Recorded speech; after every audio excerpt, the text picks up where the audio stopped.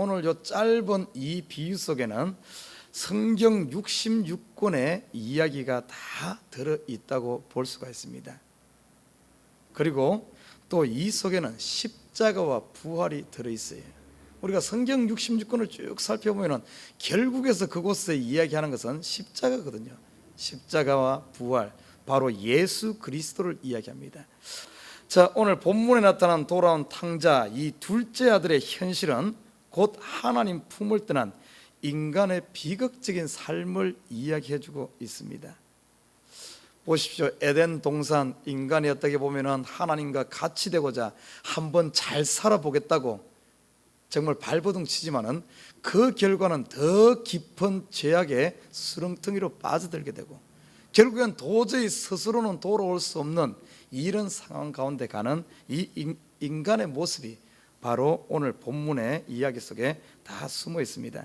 하나님을 떠난 인간, 모든 것을 가진 것 같으나 모든 것을 결국에는 잃어버린 이런 상태가 되어지는, 오늘 본문의 비유로 이야기한다면 우리 인간이 먹고 마시는 최고의 성공하고 뭐 잘한다 그러지만은, 잘 먹고 마신다 그러지만은 결국에 하나님 떠난 인간은 돼지가 먹는 쥐염 열매를 먹는 인생일 수밖에 없다는 겁니다. 우리가 이 땅에서 많이 공부하고 많이 성공할 것 같지만은 결국엔 하나님 없는 인생은 결국에는 돼지치는 인생이에요. 여러분, 세상 사람들 부러워하지 마십시오. 예수 없이 잘 먹고 잘 사는 거 부러워하지 말아요. 그들이 아무리 성공하고 아무리 좋은 일하고 아무리 뭐 많이 한다 할지라도 결국에는 그 인생은 돼지치는 인생밖에 되지 않는 겁니다. 그들이 아무리 좋은 거 먹는다 할지라도 돼지가 먹는 쥐염 열매 먹는 것밖에 안 되는 거예요. 결국에 우리 인생은, 하나님 없는 인생은 오늘 본문을 쭉 살펴보면 결국에는 돼지와 똑같은 이런 인생일 수밖에 없는 것을 보여주고 있습니다. 자, 오늘 본문에 보면 두 사람이 등장합니다. 오늘 본문의 이야기는 돌아온 탕자 비유라 그러지만은 이 주인공이 이 돌아온 탕자가 아닙니다. 가만히 보면은 이 본문에 나타난 참된 주인공은 누군가 하면은 아버지입니다. 아버지의 마음입니다. 결국에 보면은 이 이야기는 인류 역사가 인간의 역사 같지만은 인류 역사가 인간의 역사가 아니라 하나님의 역사란 거예요. 하나님의 역사. 그러나 하나님은 죄진 인생을 버려두지 않고 하나님께서는 구원하는, 오늘 본문의 이야기는 아버지, 이 어떤 하나님의 이야기지 사람의 이 둘째 아들의 이야기가 아니라는 사실입니다. 자, 오늘 본문에 보면 두 사람이 등장합니다. 첫째 아들과 둘째 아들. 첫째 아들은 유대인을 말해, 둘째 아들은 그 당시 유대인들이 무시했던 죄인과 세리, 다시 말해 잃어버린 자, 이것을 상징적으로 이야기하고 있습니다. 겉으로 보기는 첫째 아들은 아버지와 함께 하니까 잃어버리지 않은 것 같지만은 실질적으로 보면은 이 뒤에 보면 25절 이후에 보면은 이 아버지와 함께하고 있던 이 첫째 아들 유대인들도 결국에는 잃어버린 자인 것을 볼 수가 있습니다. 당시 보십시오. 이 유대인들, 바리새인들, 어떤 세리와 죄인들의 죄인 취급하면서 자기들은 잃어버리지 않고 자기들은 의롭게 살고 그런다 그러지만 실질적으로 보면은 오히려 진짜 잃어버린 사람은 이 사람들이 더 잃어버린 사람들이에요. 그래서 성경에 뭐라 그럽니까? 먼저 된 자가 나중되고 나중된 자가 먼저 된 자. 결국은 하나님은 어떤가 하면은 둘 다 찾는 겁니다. 둘 다. 우리가 생각했을 때 오늘 본문에 나타난 둘째 아들, 오늘 이 아들만 잃었다가 찾는 것 같지만은 결국에 첫째 아들도 잃어버린 자예요. 그 아들도 하나님이 찾는 거예요. 그런데 그 순서가 뭔가 하면 둘째 아들을 먼저 찾고 그 다음에 첫째 아들 찾잖아요. 영적으로 보면은 바로 이방인들, 죄인과 세리들을 먼저 찾고 그리고 잃어버리지 않았다고 생각하는 이 유대인들을 나중에 찾는 이 이야기가 오늘 본문에 소개되고 있습니다. 자, 오늘 둘째 아들 이야기 나옵니다. 오늘 본문에 보면은 또 가라사대 어떤 사람이 두 아들이 있는데 그 둘째가 아비에게 말하되 아버지여 재산 중에서 내게 돌아올 분깃을 내게 주소서 하는지라. 아비가 그 살림을 각각 나눠 주었다, 이렇게 말합니다. 참 보면 지금도 그래요. 이 둘째가 좀 당돌해. 저도 둘째 아들이 첫째와 둘째가 있습니다. 둘째를 키워보면 둘째가 당돌해. 첫째는 아버지한테 이렇게 함부로 말 못합니다. 그런데 둘째는 무조건 뭐가 필요하면 막 사달라 그러고 막 그냥 그래. 꼭 보면은 이 둘째, 오늘 보니까 이 둘째야 그래. 둘째도 아버지가 눈 번하게 뜨고 있는데 그 중에 재산을 내놓으란 거예요. 원래 아버지의 재산은 어떻습니까? 아버지가 돌아가실 때 임종할 때 자녀들에게 물려주는 것이 이 재산 상속입니다. 그런데 아버지가 두 눈이 뻔하게 뜨고 있는데 이 둘째가 나서 가지고 아버지 재산 주십시오 이렇게 말한 거예요. 이 말은 다른 말로 표현하면 아버지 빨리 죽으면 좋겠습니다, 이 소리가 똑같거든. 물론 아버지가 살아있을 때 재산을 상속해 주는 경우가 있긴 있습니다. 그러나 재산은 상속하더라도 그 재산을 처분한다든지 아니면 아버지의 재산을 아들이 상속받았다 할지라도 그 재산 처분권이라든지 그 재산을 활용하는 것은 아버지가 돌아가신 이후에만 가능합니다. 비록 내가 상속을 받았다 할지라도 그걸 내 마음대로 팔고 이렇게 내 마음대로 못하게 돼 있어요. 그런데 이 둘째 아들 어떤가 하면 재산 상속 받자마자 그것을 팔아 제껴가지고 먼 이방 나라로 가는 거예요. 이거는 있을 수 없는 일입니다. 당시 유대 어떤 그런 풍습, 유대 어떤 율법에서 본다면은 이 아들은 이 자체만으로도 어떤가 하면은 아버지께 불순종하는 것이요, 아버지를 어떻게 보면은 모독하는 이런 자식입니다. 율법에 보면은 부모에 대해서 부모 말을 듣지 않고 지멋대로 행동하는 이런 자녀가 있을 때 민수기와 신명기에 보면 어떻게 이야기하는 줄 압니까? 율법에서는 이런 자식이 있으면 이 자식은 동네 사람들이 끌어내가지고 돌로 쳐 죽이게 되어 있습니다.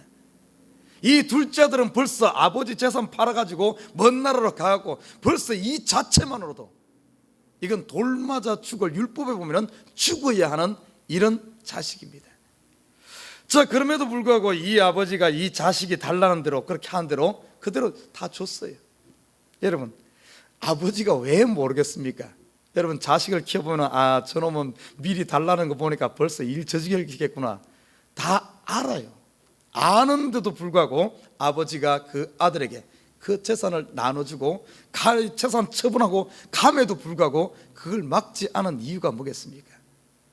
이걸 성경을 쭉 살펴보면 하나님께서는 우리에게 뭘 줬는가 하면 사람에게만 특별히 하나님의 형상대로 지음받아서 자유의지를 주었어요. 자유의지. 우리에게 특별한 축복으로, 은총으로 준 겁니다.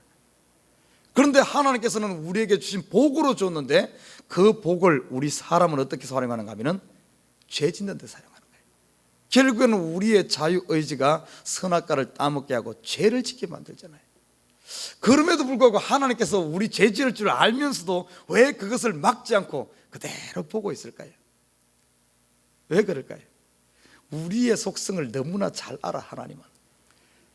하나님은 첫째는 어떤가 하면 하나님, 내가 비록 저 먼 나라로 세상 땅끝까지 갈지라도 비록 돼지와 같은 그런 처지로 빠질지라도 하나님은 우리를 구원할 수 있는 힘이 있는 줄 믿습니다. 하나님은 우리 예전에 보면 그런 말 있죠. 손오공이 아무런 뭐 뛰어도 부처님 손바닥에 논다는 그런 이야기 있잖아요. 그것처럼 하나님은 우리의 속성을 다 결국에 어떤가 하면은 우리가 어떤 돼지와 같은 이런 상태에 가가지고 결국에는 하나님 없이 사는 인생이 이런 것이구나 하는 것을 깨달을 때야만, 그렇게 될 때야만 하나님께서 베풀으신 은혜가 은혜되는 걸 아는 거예요. 하나님은 그걸 압니다. 그래서 그걸 보고 있는 거예요. 우리가 제약 가운데 있고 힘들어도 고통 가운데 있어도 다 보고 있는 겁니다. 오늘 보십시오. 이 아버지가 자식 떠나는 그때부터, 오늘 본문에 보면 자식이 집을 나가는 순간부터 아버지는 뭐라고 있은 줄 압니까? 그 자식을 보고 있어요. 눈으로 보는 것이 아니라 영의 눈으로 보고 있습니다. 그 자식이 언젠가는 돌아올 것이라는 이런 마음을 가지고 기다리는 거예요. 다 보고 있는 겁니다. 에덴 동산을 떠난 우리 인간들 하나님은 다 보고 있는 거예요. 결국에는 아버지의 사랑과 아버지의 관심 속에서 이 자녀가 벗어난 것 같지만, 원래 그러잖아요.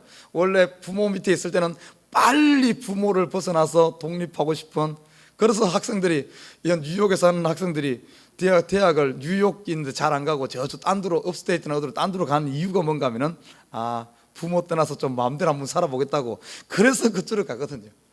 그런다고 해서 벗어납니까? 벗어날 수가 없죠. 오늘 본문에 보면은 이 자식이 아무리 멀리 가서 지멋대로 살고 마음대로 산다고 하지만은 그 부모의 눈, 아버지의 관심, 아버지의 사랑을 벗어날 수 없는, 결국에서 이 자녀를 돌아오게 하는 힘은 이 자식이 똑똑해서 돌아오는 것이 아니라 그 아버지의 사랑이 결국에는 이 자녀를 끌어오는 이 모습을 우리가 이 속에서 볼 수가 있습니다. 참 어떻게 보면은 이 고난당하는, 고통당하는 이 둘째 아들보다 실질적으로 더 고통당하는 것은 그런 모습, 자녀가 고통당하는 어떤 고생하는 이런 모습을 보면서도 묵묵히 지켜보면서 기다리는 아버지야말로 어떻게 보면은 자녀가 당하는 이 고통보다 더 큰 고통을 감내하는 모습을 오늘 볼 수가 있습니다. 아무튼 오늘 이 자녀가 보니까 이 둘째 아들이 가서 모든 것을 다 탕진하고 허랑방탕하면서 창기들과 함께 다 어떻게 보면은 다 재산을 탕진하고 먹을 것이 없으니까 결국에는 돼지 치는 이방인, 당시 먼 나라를 가서 이 돼지를 치는데 보니까 이건 이방입니다. 왜냐하면 그 당시 유대인들은 돼지를 치지 않았잖아요. 자, 성경에 보면 이 돼지란 것은 가장 부정한 동물 중에 하나입니다. 이 말은 돼지를 치는 어떤 여기에 갔다 2단계까지 갔다는 것은 인간의 어떤 제일 마지막까지 떨어진 우리 인생의 어떤 비참한 이런 현실을 보게 됩니다. 우리가 잘 산다 그러지만, 예수 없이 잘 산다 그러지만은 결국에 보면은 그 삶이 이 돼지치는 어떤 돼지치는 이런 인생이에요. 거기다가 흉년까지 드니까 먹을 것이 없으니까 돼지가 먹는 그 지엽 열매를 먹습니다. 돼지 음식을 가져. 나중에 보니까 이 돼지 먹는 음식조차도 없어가지고 정말 고난당하는. 자, 그때 오늘 본문에 보면 이렇게 말해요. 17절에 이에 스스로 돌이켜 가로되 내 아버지에게는 양식이 풍족한 품꾼이 얼마나 많은고 나는 여기서 추려 죽는구나. 극한에 가니까 결국에는 이 자녀가 뭘 깨닫는가 하면은 자기의 실체를 오늘 여기 보니까 스스로 돌이켜 이렇게 이야기했는데, 이 스스로, 이 자녀가 똑똑해서 이것이 돌이킨 것이 아닙니다. 스스로 돌이켜 이 말을 성경적인 언어로 깊이 살펴보면 이 자녀가 심령이 가난한 자 되어진 것을 보게, 자기의 어떤 죄인된 것, 자기 자신을 제대로 바라본 걸 말하고 있어요. 오늘 이 상태가 뭡니까?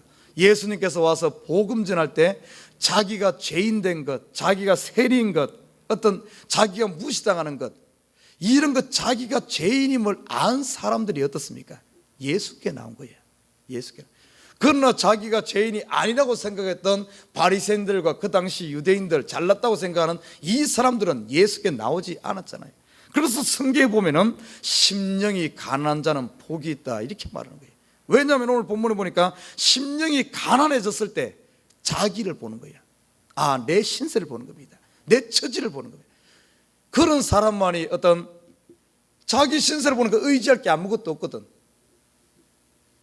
그러니까 결국에는 하나님께로 돌아오게 되는, 하나님을 찾게 되는 오늘 이 모습을 보게 됩니다. 아무튼 이 오늘 스스로 돌이켜 아버지께로 돌아옵니다. 그런데 오늘 돌아올 때 보니까 이 자식이 아버지께로 돌아오는데 오늘 본문은 뭐 이렇게 표현하고 있어요. 아직도 상그가 먼데 아버지가 저를 보고 측은히에게 달려가 목을 안고 입을 맞추니. 이 아이가 이 상그가 멀단 말은 아주 먼 거리를 말합니다. 아마 아버지가 매일 이 자식이 나간 후부터 문 앞에서 자식을 기다리면서 봤는데 어떤 동네 입구 정도 멀리서 오는 이 자식을 아버지는 바라보게 되죠. 아버지는 알아보죠. 아버지가 알아보고는 바로 어떤가 하면은 측은이가, 아버지가 보고 측은이가 달려가 목을 안고, 자식이 동네 입구에 들어오자마자 아버지가 제일 먼저 쫓아가서 그 자식을 품는 거예요. 이유가 뭐겠습니까? 반가워서 그랬겠습니까? 물론 반갑기도 하죠. 그것보다 더 큰 이유가 여기에 숨어 있습니다. 아까 제가 서두에 이야기했듯이 유대인의 그 당시 율법이 뭔 줄 압니까? 율법은 이런 어떤 부모에게 말 듣지 않고 지멋대로 행동하는 이런 빗나간 자식에 대해서는 율법에서 돌로 쳐 죽이라 그럽니다. 율법이 그래요, 율법이. 그래서 그 아이가 아버지 것 재산 다 팔아가지고 간 것만 해도 그 동네 사람이 다 압니다. 이 자식은 죽어야 하는 자식이구나. 만약에 이 자식이 동네에 들어왔을 때 아버지보다 동네 사람이 먼저 발견하게 되면 어떻게 되겠습니까?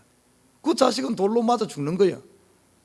그래서 아버지가 이 아이를 살리기 위해서 먼 거림에도 불구하고 쫓아가서 아버지가 품는 거예요. 아마 아버지가 품었을 때 동네 사람들이 다, 그 당시 유대인들은 다 동네 사람들이 모였을 겁니다. 모여가지고 웅성웅성하지 않았겠습니까? 여보시오, 이 자식은 율법대로 해야 됩니다. 법대로 해야 됩니다. 이 아이를 돌로 쳐 죽여서 이 동네의 어떤 본을 삼아야 됩니다. 당시에 보십시오, 법을, 하나님의 율법을 깨뜨리게 되면은 그 당시 죽음입니다. 죽음. 특별히 이런 자식은 죽어야 하는 거예요. 아마 동네 사람들이 그랬을 거예요. 돌 들고 다 당신 자식 내놓으라고, 우리가 쳐 죽인다고 아마 다 죽이려고 그랬을 겁니다. 그때 이 아버지가 죽음을 각오하고 어떤가 하면은 그 아이를 감싸는 거죠. 쉽게 말해 이 아버지 스스로, 자식이 율법을 깨뜨렸는데 이 아버지 스스로 이 아이를 죽이지 않고 살림으로 말미암아 아버지가 율법을 깨뜨리는 거예요. 대신 아버지가 어떻게 보면은 그 동네 사람들에게 받아야 할 모든 비난과 돌과 모든 것을 아버지가 맞는 걸 말합니다. 여러분, 예수 그리스도가 그런 십자가가 뭡니까? 하나님께서 죄의 결과가 뭡니까? 율법에 보면 죄의, 하나님이 정한 법이 뭔가 하면은 죄의 삭선 사망입니다. 그래서 죄인된 우리를 살리기 위해서 그 율법대로 하면은 죽어야 되는데 그 죽음을 하나님이 스스로 짊어지는 거예요. 그래서 죄의 값을 하나님이 짊어지므로 말미암아 하나님이 정한 율법을 깨뜨리지 않고 그 율법대로 하나님이 대신 죽는 겁니다. 그게 바로 예수님 아닙니까? 예수님이 대신 죽고 우리를 살려내잖아요. 오늘 이 죄지은 이 둘째 아들을 살리기 위해서 아버지가 대신 죽는 겁니다. 아버지가 율법을 깨뜨리면서 그 모든 율법이 받아야 할 모든 저주, 그것을 아버지가 짊어지고 이 아들을 살려내는 바로 예수 그리스도의 십자가가 이곳에 있는 줄 믿습니다. 그뿐만이 아닙니다. 오늘 24절 한번 봐요. 24절에 보면 이렇게 말합니다. 이 아버지가 이 내 아들은 죽었다가 다시 살아났으며 내가 잃었다가 다시 얻었노라 하니 저희가 즐거워하더라. 여기 보면은 그 아들은 벌써 죽은 사람이에요. 죽었다가 다시 살아난 거예요. 벌써 율법에 대해서, 죄에 대해서 죽은 사람입니다. 그리고 다시 살아난, 다시 말해 예수 그리스도의 부활과, 그리고 저와 여러분이 죽었다가 살아나는, 그리스도와 함께 죽었다가 살아나는 이 부활이 이 속에 들어있는 줄 믿습니다. 오늘 이야기 저와 여러분입니다. 저와 여러분이 바로 이 둘째 아들이었고 하나님을 떠났다가 하나님의 은혜 가운데 우리가 한 건 아무것도 없어요. 죄 짓는 것밖에 한 게 없고 결국에는 쥐염 열매 먹는 돼지와 같은 인생을 살고 있었는데 참으로 감사한 것은 하나님의 그 사랑이, 아버지의 그 마음이 우리를 부른 줄 믿습니다. 우리가 감사한 것은 우리가 그래도 심령이 가난한 자 되어 있었길 다행이에요. 오늘 첫째 아들처럼 이 심령이 가난한 자가 아니라 자기가 잘난 척 하는 이 아들은 나중에 돌아온 거예요. 그래도 우리는 지금 이때에 하나님 품에 돌아온 것은 우리가 잘나서가 아니라 우리가 심령이 가난한 자 되었을 때 하나님께서 성령을 우리에게 보내시고 그 성령으로 말미암아 우리가 회개하고 하나님 앞에 돌아온 줄 믿습니다. 아버지의 마음이 우리 마음이기 때문에. 아무튼 저와 여러분, 참으로 하나님께서 우리를 이처럼 사랑하시는 거예요. 그냥 된 게 아닙니다. 모든 율법의 저주를 하나님께서 다 뒤집어 쓰고 바로 예수님께서 그 모든 것을 뒤집어 쓰고 십자가 침으로 말미암아 우리가 구원 얻었습니다. 이 둘째 아들이 아버지의 그런 어떤 아마 동네 사람들로부터 모든 비난과 모든 것을 다 짊어진 아버지의 이 사랑이 결국에는 이 아들을 살려냈다는 사실을 기억하면서 오늘 하루 삶도 참으로 이 아버지의 은혜를 잊지 말고, 저와 여러분은 돌아온 사람입니다. 돌아온 사람. 아마 돌아온 둘째 아들, 그 다음부터는 정말로 아버지 품 안에서 항상 그 은혜 잊지 않고 살았을 겁니다. 바로 우리가 살아야 하는 삶이 바로 이런 삶인 줄 믿습니다. 아무튼 오늘 하루 삶도 하나님의 은혜 속에서 강해지는 하나님의 은혜 가운데 살고, 그리고 이제는 나를 위해서 죽으신 바로 십자가 예수 그리스도를 자랑하며 살 수 있는 이런 삶이 되기를 주님의 이름으로 부탁드립니다.